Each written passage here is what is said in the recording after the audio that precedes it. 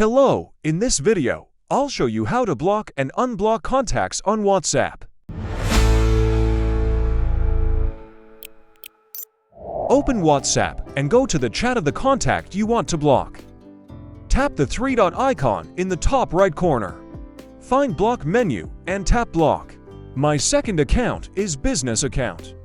So you need to click Reason for blocking. I select No longer needed. Then confirm by tapping Block again. Now I send message from my second account to my this account. If this message not received to my account, successfully blocked, it done. Unblock contact again. Tap the three-dot icon in the top right corner. Find Unblock and tap it. That's it. You've successfully blocked and unblocked contacts on WhatsApp. If you have any questions, drop a comment below. Don't forget to like, subscribe, and hit the bell icon for more helpful guides. Thanks for watching.